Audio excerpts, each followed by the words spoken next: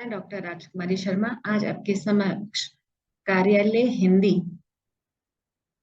उसका अर्थ, महत्व और अवधारणा लेकर उपस्थित हुई हूँ। एईसी औपचारिक लेखन का ये प्रथम इकाई में पहला टॉपिक है जिसमें हम लोग आज बात करेंगे। बच्चों, इसमें हम देखते हैं कि कार्यालय हिंदी हमारे लिए किस तरह से महत्वपूर्ण है, किस तरह से जीवन में उपयोगिता को सिद्ध करती हुई दिखाई देती है, या हम समय समय पर औपचारिक आधार पर इसका प्रयोग कैसे कैसे करते हुए दिखाई देते हैं। उन सब का महत्व मैं यहाँ पर प्रतिपादित करूंगी। हम देखते हैं कि कार्यालय हिंदी, हिंदी से यह हमारा तात्पर्य है कि हम हिंदी का प्रयोग, देखिए दो ही तरह से हिंदी का प्रयोग किया जाता है। काल के अनुसार, वातावरण के अनुसार, समय के अनुसार, परिस्थिति के अनुसार। हम देखते हैं कि एक तो साहित्यिक हिंदी होती है और दूसरा जो हम आम बोलचाल की भाषा को बोलते हैं, यानी कि संपर्क भाषा को बोलते हैं, एक वो हिंदी है। पर जब हम किसी कंपनी, किसी संस्थान, किसी सरकारी संस्थान में, या हम देखते हैं कि गैर सरकारी संस्थान में, या हम देखते हैं कि अनेक प्रकार से मान्यता प्रद स्थानों पर हम जब बात करते हैं, तो वहां पर हम देखते हैं कि हिंदी का एक अलग ही शिष्टाचार के रूप में महत्व प्रतिपादित होता हुआ दिखाई देता है। और उस रूप में हम अपने कार्य जो भी करते हैं, किसी भी कंपनी, संस्थान, सरकारी, गैर सरकारी या अन्य रूपों में हम प्रशासनिक रूप से जब कार्य करते हैं, तो वहां पर हिंदी का जो अर्थ है वह एक अलग रूप में प्रतिपादित होते हुए दिखाई देता है। जैसे कि हम जानते हैं कि भारत एक लोकतंत्र देश है, बहुभाषी देश है। इसमें अनेक प्रकार से हम देखते हैं कि बहुसंस्कृति वाले लोग रहते हैं, तो उसमें भी हम देखते हैं कि सबको बोलने का अधिकार प्राप्त है अपने अपने आधार पर वह महत्ता जब हम किसी संस्थान के माध्यम से प्रयुक्त करते हुए दिखाई देते हैं, तो उसका अलग अर्थ रूप में ज्ञापित होते हुए दिखाई देता है।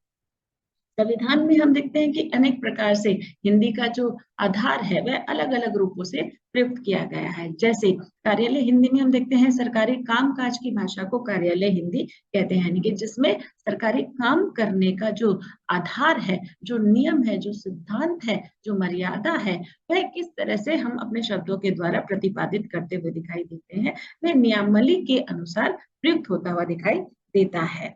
हम देखते हैं कि सरकारी कामों में भी हम अनेक प्रकार से चीजों को करते हुए दिखाई देते हैं, और उसमें हम देखते हैं कि किस तरह से स्थितियां, परिस्थितियां कई बार तो हमारे अनुकूल होते हुए दिखाई देती है, तो कई बार हम उसके आधार पर प्रयुक्त होते हुए दिखाई देते हैं। जैसे कार्यालय हिंदी में देखते हैं कि हम हिंदी का प्रयोग किस आधारों पर करते हुए दिखाई देते हैं, हिंदी हमारे लिए किस तरह से जीवन में महत्व या उपयोगिता को सिद्ध करते हुए दिखाई देती है। हिंदी के द्वारा ही हम अपनी जो साहित्यिक गतिविधियां हैं या जो नियम है, उनके द्वारा उसका लिखित रूप वहां पर वर्णित करते हुए दिखाई देते हैं। तो कार्यालय हिंदी में हम देखते हैं कि हम उसके आधार पर अपनी अभिव्यक्ति को व्यक्त करते हुए दिखाई देते हैं। सामान्य परिचय, कार्यालय हिंदी हम देखते हैं जब भी हम किसी भी संस्थान या किसी भी रूप से किसी संस्था से जुड़े हुए दिखाई देते हैं, तो वहां पर हम उसके आधार पर, यानी कि अगर हम स्कूल की बात कर रहे हैं तो हम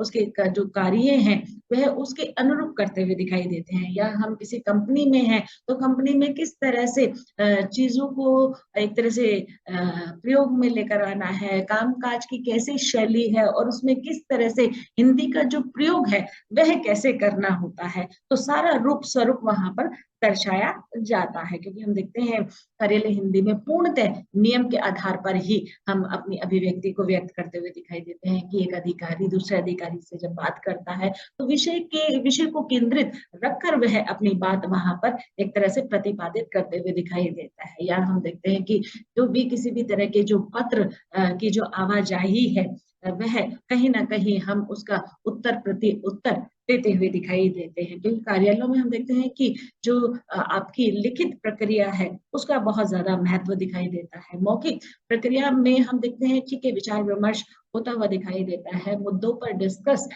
होते हुए दिखाई देता है। पर जब हम लिखित रूप में किसी भी चीज की क्रिया प्रतिक्रिया वहां पर देते हुए दिखाई देते हैं, तो वो एक प्रूफ के रूप में माना जाता है, और वो हमें एक तरह से किसी भी विषय को आगे बढ़ाने की प्रवृत्ति का भी केंद्र में रखते हुए दिखाई देता है। तो कार्यालय हिंदी से यहाँ पर तात्पर्य है कि हम अपने जिस भी संस्थान से हम जुड़े हुए दिखाई देते हैं उसमें कार्यशैली किस तरह से प्रयुक्त होती हुई दिखाई देती है, उसका महत्व क्या है, उसकी उपयोगिता क्या है, उसके द्वारा हम उसका पदार्पण करते हुए दिखाई देते हैं। हमारे जीवन में भाषा का बहुत महत्व है। बिना भाषा के हम कोई भी चीज नहीं कर सकते, क्योंकि एक सेतु होना बहुत जरूरी है, माध्यम होना बहुत जरूरी है, जिसके द्वारा हम उसका चलन प्रचलन एक तरह से स्वीकार करते हुए दिखाई देते हैं। कार्यालय हिंदी में हम देखते हैं कि अंग्रेजी हिंदी दोनों का प्रयोग होता हुआ दिखाई देता है, पर जहाँ भी हम देखते हैं कि किसी भी पत्र शैली में हिंदी का प्रयोग हो रहा है, तो वह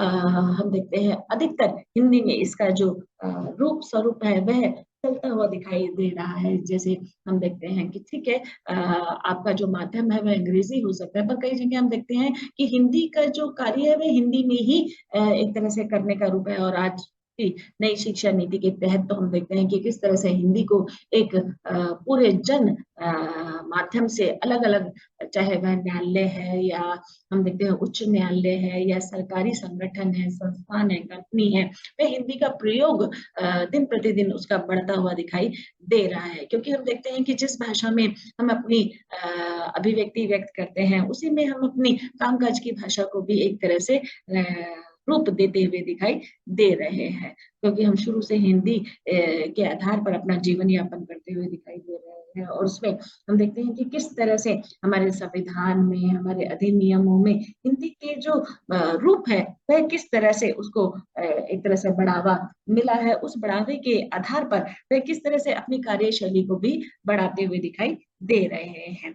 प्रयोजन के आधार पर, यानी कि हम देखते हैं कि हिंदी के रूप में हम देखते हैं अनेक प्रकार के प्रयोजन है जिसके द्वारा हम अपनी अभिव्यक्ति हिंदी के द्वारा प्रयुक्त करते हुए दिखाई देते हैं। जैसे राष्ट्रभाषा, राजभाषा, संपर्क भाषा, मानक भाषा, शैक्षिक भाषा, साहित्यिक भाषा, व्यावसायिक भाषा, न्यायिक भाषा, जनसंचार की भाषा। हम देखते हैं कि इतने आधारों पर हम हिंदी का जो प्रयोग है वह करते हुए दिखाई दे रहे हैं, और उसके आधार पर ही हम देखते हैं जीवन में किस तरह से जो चीजें हैं वे एक तरह से घटित होते हुए दिखाई दे रही हैं। कहने का तात्पर्य बच्चों यहाँ पर है कि जब भी हम भाषा के प्रयोजन की बात कर रहे हैं या भाषा के रूपों की बात कर रहे हैं, तो उसमें हमें इसकी महत्ता को स्वीकार करना अत्यंत आवश्यक है, क्योंकि इसके द्वारा ही हम अपनी गति प्रगति को आगे बढ़ाते हुए दिखाई दे रहे हैं। कहने का तात्पर्य बेटा यहाँ पर ये भी है कि हम इतने प्रयोजनों के द्वारा हिंदी के महत्व को स्वीकार करते हुए दिखाई देते हैं, और ये प्रयोजन हमारे जीवन में बहुत तरह से एक तरह से लागू होते हुए दिखाई देते हैं। कहने का रूप यहाँ पर यह है कि हम इनके द्वारा अलग अलग आधार पर हिंदी का प्रयोग करते हुए दिखाई देते हैं। जैसे कि हम देखते हैं कि आधुनिक काल में हिंदी का जो विस्तार है वह साहित्य के आधार पर अनेक प्रकार से अनेक क्षेत्रों में एक तरह से बढ़ता हुआ दिखाई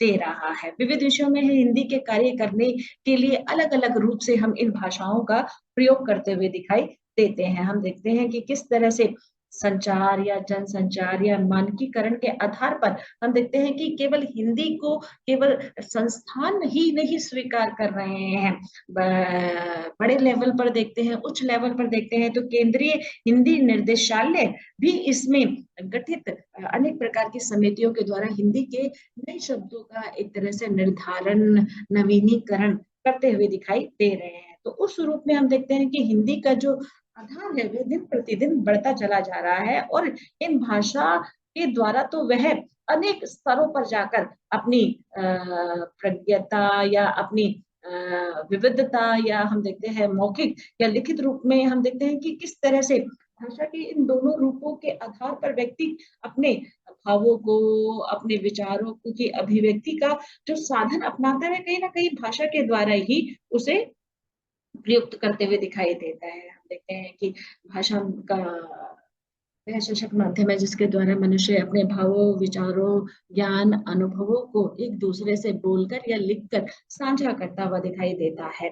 उसमें हम देखते हैं कि भाषा किस तरह से औपचारिक रूप से लिखित माध्यम बनती हुई दिखाई देती है, क्योंकि इसका कार्य हम विधिवत रूप से करते हुए दिखाई देते हैं। और इसमें हमें लिखित रूप में भाषा को जानने के लिए ज्ञान की अत्यंत आवश्यक है, क्योंकि बिना ज्ञान के हम उसको अच्छे से अभिव्यक्त नहीं कर सकते। तो इस रूप में हम देखते हैं भाषा का हमारे जीवन में बहुत ज्यादा महत्व है। भाषा के द्वारा ही हम अनेक चीजों का जो आधार है वह प्रयोग करते हुए दिखाई देते हैं। जैसे कि राष्ट्रभाषा से तात्पर्य है, राष्ट्रभाषा क्या है, राष्ट्रभाषा हमारे जीवन में किस तरह से अभिव्यक्त होते हुए दिखाई देती है, या हम ये कह सकते हैं कि राष्ट्रभाषा के द्वारा व्यक्ति एक संपूर्ण भारतवर्ष में प्रचलित भाषा का प्रयोग करते हुए दिखाई देते हैं। कहने का तात्पर्य है कि अधिकांश भूभाग में जिस भाषा को बोला और समझा जाता है उसे राष्ट्रभाषा कहते हैं। राजभाषा से तात्पर्य है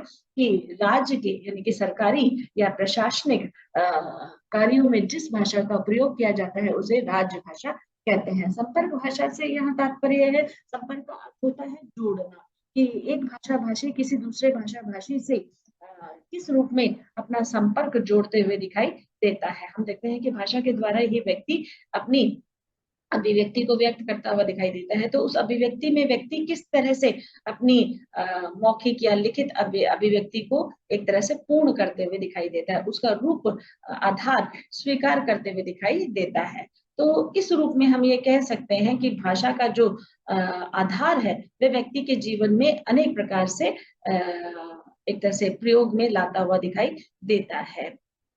दूसरा हम ये कह सकते हैं बेटा कि मानक भाषा, मानक भाषा से यहाँ तात्पर्य है कि समय के अनुसार हम देखते हैं भाषा या शब्दों में अनेक प्रकार के परिवर्तन होते हुए दिखाई देते हैं, और इन परिवर्तनों में हम देखते हैं कि व्यक्ति किस तरह से अपने जीवन का जो आधार है वह एक तरह से प्रयोग में लाता हुआ दिखाई देता है। और उस प्रयोगात्मक में हम देखते हैं कि किस तरह से चीजों का जो रूप है वह व्यक्त करता हुआ दिखाई देता है। तो उस रूप में हम देखते हैं कि शब्द और अक्षर में अनेक प्रकार के भ्रम उत्पन्न हो जाते हैं। ऐसे समय में सरकारी कामकाज द्वारा प्रयुक्त भाषा, या हम देखते हैं स्कूल कॉलेजेस की भाषा, पत्र पत्रिकाओं की भाषा का जो प्रयोग करता है वह कहीं ना कहीं मानक भाषा के रूप में आता है। शैक्षिक भाषा से यह तात्पर्य है जिसमें व्यक्ति शिक्षा ग्रहण करता है उसे हम शैक्षिक भाषा कहते हैं।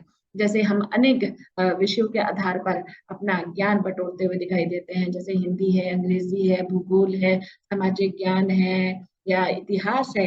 तो हम ये शैक्षिक आधार पर उसके रूपों को, उसकी इतिहास को जानते हुए दिखाई देते हैं। साहित्यिक भाषा से हमारा तात्पर्य है जिसमें साहित्य की रचना हुई हो उसे साहित्यिक भाषा कहते हैं। साहित्यिक भाषा में व्यक्ति अपनी उस इतिहास को जानने के लिए या उन विद्वानों को जानने के लिए, उन आचार्यों को जानने के लिए, उन आलोचकों को जानने का प्रयास करते हुए दिखाई देता है और उनसे रूबरू होता है। जैसे हम कबीर की बात करें या फिर हम भारतेंदु की बात करें, उस काल में तो हम जन्मे नहीं, पर हम इन साहित्यिक रूपों से उनको जानने का पूर्णतः प्रयास करते हुए दिखाई देते हैं। व्यवसायिक भाषा से यह तात्पर्य है जिसमें व्यवसाय की क्रिया प्रतिक्रिया प्रकट की जा सकती हो। जैसे हम देखते हैं कि अनेक प्रकार के व्यवसाय हमारे जीवन में आसपास हम घटित होते हुए दिखाई देते हैं। उन व्यवसायों में उसकी कार्य भाषा कैसे होती है वह प्रयोग में लाना, यानी कि नियम के रूप में प्रयोग में लाना ही व्यवसायिक भाषा के रूप में कहते हैं। व्यवसायिक भाषा को दो भागों में विभक्त किया, एक तो पहला व्यवसाय ही है और दूसरा व्यापारिक है। न्यायिक भाषा से तात्पर्य है जिसमें न्याय का एक तरह से रूप प्रस्तुत किया जाता है, जैसे अंग्रेजी में भी किया जाता है और हिंदी में भी किया जाता है। तो हम देखते हैं कि अधिकतर हिंदी का क्रम धीरे धीरे बढ़ता हुआ चला जा रहा है। इसमें जो उच्च न्यायालय है वह किस तरह से हिंदी में भाषा का प्रयोग करते हुए दिखाई दे रहे हैं। जनसंचार की भाषा से यह तात्पर्य है कि हम देखते हैं कि तकनीकी भाषा के द्वारा व्यक्ति किस तरह से अपने जीवन में अनेक प्रकार से चीजों को लेकर आ रहा है। कहने का तात्पर्य यहाँ पर यह है बेटा कि हम देखते हैं कि तकनीकी भाषा जनसंचार की भाषा जिसमें हम देखते हैं कि टंकन है, टंकन के द्वारा हम लिखित अभिव्यक्ति को व्यक्त करते हुए दिखाई देते हैं। और उन अभिव्यक्ति में व्यक्ति किस तरह से अपने जीवन का जो उसने टंकन के द्वारा यानी कि टाइपिंग के द्वारा जो सीखा है, या हम देखते हैं कि गूगल पर या फिर हम देखते हैं कि इलेक्ट्रॉनिक माध्यम से वह किन चीजों को वह सीख रहा है, वह कहीं ना कहीं तकनीकी के रूप में आता हुआ दिखाई देता है। अनुच्छेदों और अधिनियमों के आधार पर हम देखते हैं कि हिंदी का जो प्रयोग है वह आज से ही नहीं बढ़ रहा है। वह समय अनुसार जब डॉक्टर अंबेडकर साहब ने संविधान लिखा था उसी समय इन चीजों का जो रूप स्वरूप है एक तरह से प्रयोग में ला दिया गया था, पर अभी तक उसमें जैसे कि अभी देखते हैं चीजों का उतना परिवर्तन नहीं हुआ है, क्योंकि संविधान पहले लिखा जा चुका है और जो परिवर्तन आए हैं उसके बाद में आए हैं। तो उन परिवर्तनों को हमें समय अनुसार देखते रहना चाहिए कि इसमें क्या क्या परिवर्तन आया है। जैसे कि बताया गया है कि 343 से लेकर 351 के अनुच्छेदों के माध्यम से अनेक प्रकार के परिवर्तन किए गए हैं। जैसे हम देखते हैं कि किस तरह से 343 में बताया है कि संघ की भाषा राजभाषा के रूप में एक तरह से निर्मित होगी। 344 में बताया गया है राजभाषा के लिए आयोग संसद की जो समिति बनी है वह उसके द्वारा ही कार्य का गठन किया जाएगा। 345 में बताया गया है कि राज्य की जो राजभाषा है और जो राजभाषाएं हैं उनमें ही एक तरह से कार्य किया जाएगा। 346 में बताया गया है कि एक राज्य से दूसरे राज्य के बीच में जो भी पत्राचार होगा, जो भी एक तरह से भाव विचार अभिव्यक्त होंगे वह कहीं ना कहीं संघ के आधार पर ही यानी कि राजभाषा के रूप में ही एक तरह से वो अभिव्यक्ति होगी। 347 में बताया गया है कि किसी राज्य के जन समुदाय के किसी भाग द्वारा बोली जाने वाली भाषा के संबंध में विशेष उपबंध जो निर्धारित किए गए हैं उसके आधार पर ही वह अभिव्यक्ति का साधन बनते हुए दिखाई देंगे। 348 में बताया गया है न्यायालय उच्च न्यायालय की जो भाषा है वह अपने समय अनुसार परिवर्तन हो सकती है। जरूरी नहीं है कि वैसे ये बताया गया था, हम देखते हैं कि 15 वर्ष के दौरान अगर कोई और भाषा उभर कर आती है तो उसमें ही हम देखते हैं पत्राचार या फिर न्यायालय की भाषा के रूप में वह एक तरह से प्रयोग में लाई जा सकती है। 349 में बताया भाषा संबंधी कुछ विधियों को अधिनियम करने के लिए विशेष प्रक्रिया भी लागू की जा सकती है। 350 और 51 में हिंदी भाषा के विकास और प्रचार प्रसार की बात की गई और उसमें विशेष निर्देश दिए गए हैं कि हर एक व्यक्ति का ये कर्तव्य है कि वे अपनी भाषा के पक्ष में उसके विकास में अपनी पूरी एक तरह से अभिव्यक्ति व्यक्त करें। 1963 के अधिनियम के द्वारा बताया गया है कि किस तरह से इन नियमों के द्वारा ये भाषा का जो रूप स्वरूप है वह समय अनुसार एक तरह से विकसित होता हुआ ही दिखाई दिया है। इसमें 9 उपबंधों की बात की गई है। सरकारी संकल्पों, आदर्शों, नियमों, सूचनाओं, प्रशासनिक रिपोर्टों, प्रेस विज्ञप्तियों आदियों में अंग्रेजी और हिंदी का प्रयोग किया जाएगा। सरकार की ओर से किए गए करार, संविधाओं, लाइसेंस, परमिट, टेंडर आदि में हिंदी और अंग्रेजी दोनों भाषाओं का प्रयोग किया जाएगा। इसी तरह से हम देखते हैं कि 1976 के अधिनियम में भी कुछ उपबंध निर्धारित किए गए थे। इसमें 12 जो नियम है वह निर्धारित किए गए थे कि हिंदी में प्राप्त प्रश्नों के जो उत्तर है वह हम हिंदी में ही देने का प्रयास करें और ये अनिवार्यता के रूप में वहां पर साधा गया था। कहने का तात्पर्य है कि अनिवार्य रूप से जो प्रश्न जिस भाषा में पूछे जा रहे हैं वह उसी भाषा को केंद्र में रखकर लिखे जाएं।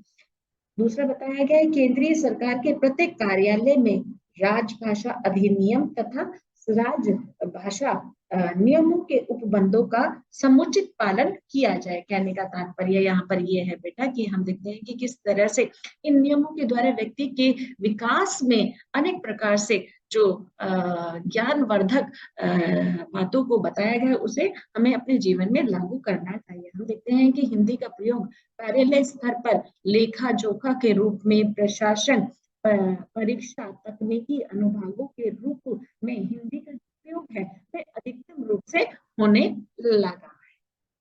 इसके अलावा रेल, बैंक, आयकर आदि विभागों में इसका जो प्रयोग है वह अधिक से अधिकतर होता चला जा रहा है। इस प्रयोग में सरकारी, गैर सरकारी विभाग विशेष रूप से सामग्री तैयार कर रहे हैं और इन सामग्रियों का जो कार्यभार है वह 2 संस्थानों को दिया गया है। एक तो पहला है केंद्रीय सचिवालय हिंदी परिषद द्वारा और दूसरा है केंद्रीय हिंदी निर्देशालय द्वारा, यानी कि इन 2 संस्थानों के द्वारा भाषा में परिवर्तन आ रहा है, जो परिवर्तन की जो मांग की जा रही है समय अनुसार, वह इनको समय समय पर सूचित किया जा सकता है। फिर बताया कि देश में हिंदी का बढ़ता प्रयोग हम देख रहे हैं 21वीं सदी में या विश्व में किस तरह से हिंदी का जो प्रयोग है वह बढ़ता हुआ दिखाई दे रहा है। जैसे अभी की जो नई शिक्षा नीति है उसके द्वारा बताया गया है कि इसमें इस तरह से परिवर्तन की जो दशा दिशा है वह बताई गई है कि हम देखते हैं स्कूली जो शिक्षा है इसमें हम देखते हैं कि किस तरह से और इन्हें आसान किया जा सकता है, और उसमें हिंदी की प्रमुख भूमिका यहाँ पर बताई गई है कि हिंदी में हम किस तरह से चीजों का जो रूप है वह केंद्र रखकर बच्चों को आसानी से समझाया जा सकता है। दूसरा इसमें बताया गया है कि भारतीय परंपरा के अनुसार जो हम मूल्य, जो संस्कृति, जो नैतिक रूप है वह हम भूलते चले जा रहे हैं, उनको विशेष रूप से रखा गया है। जैसे भारतीय परंपरा, सांस्कृतिक मूल्य, नैतिक भावनात्मक मूल्य तत्व रखे गए हैं। दूसरा, शिक्षा को एक लक्ष्य के रूप में प्रतिपादित किया गया है कि वह आत्मज्ञान के द्वारा एक तरह से पूर्ण रूप से लिया जाए। भारतीय विद्यालय में हम देखते हैं कि यह जो पूर्ण शिक्षा है वह तक्षशिला व अनेक आधारों पर एक तरह से व्यक्त की जा रही है। नई शिक्षा की नीति के दौरान हम देखते हैं कि अनेक प्रकार से जो संशोधन किए गए हैं, उन संशोधन में अनेक परिवर्तन किए गए हैं कि शोध के शोधालय खोला जाए या फिर बच्चों को शोध के लिए एक तरह से उनकी प्रमोट किया जाए, उन्हें प्रेरणा दी जाए। और हम ये भी देख रहे हैं कि विविध ज्ञान यानी कि विज्ञान के क्षेत्र में हम देखते हैं गणित, विज्ञान, भूगोल, धातु विज्ञान, चिकित्सा, शतरंज आदि विषयों पर भी ध्यान दिया जाएगा।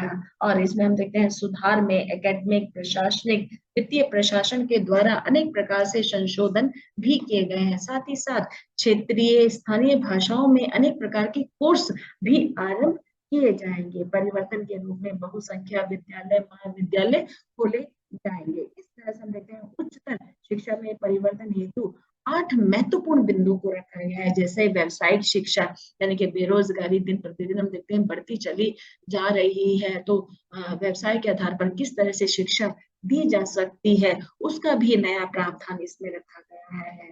दूसरा हम देखते हैं अनुसंधान हेतु विचार विमर्श यानी कि रिसर्च के भी अनेक संस्थान खोले गए हैं।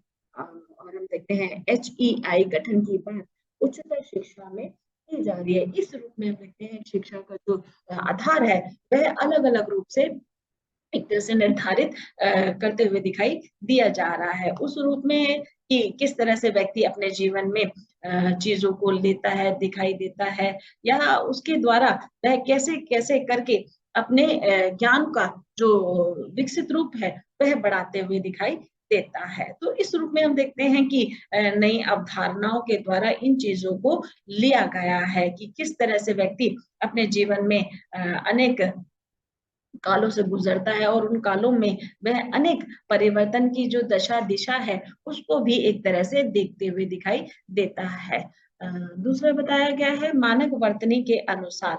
मानक वर्तनी के आधार पर हम देखते हैं कि जो नए नए आधार प्रयुक्त में लेकर आ रहे हैं, नई नई शब्दों का गठन हो रहा है, उन शब्दों को बोलने में आसानी हो रही है। हम देखते हैं जैसे शब्द है द्वारा है, या बिल्कुल शब्द है, या हम देखते हैं कि औद्योगिक है, या फिर हम देखते हैं कि गर्मी शब्द है, सर्दी शब्द है, त्योहार है, या आशीर्वाद है। इन्हें कैसे बोलना चाहिए, क्योंकि हिंदी एक ऐसी भाषा है कि जिसमें हम जैसा बोलते हैं वैसा ही हम उसे लिखने का भी प्रयास करते हुए दिखाई देते हैं। तो उस रूप में हिंदी का जो स्वरूप है वह दिन दिन प्रतिदिन मानक वर्तनी के अनुसार बढ़ता चला जा रहा है, और इसका ज्ञान लोगों को एक तरह से लेना है कि हम किस तरह से अपने जीवन में इन नए बिंदुओं के साथ हिंदी की जो महत्ता है उसको बढ़ाया जाए। पारिभाषिक शब्दावली के आधार पर भी हम देखते हैं कि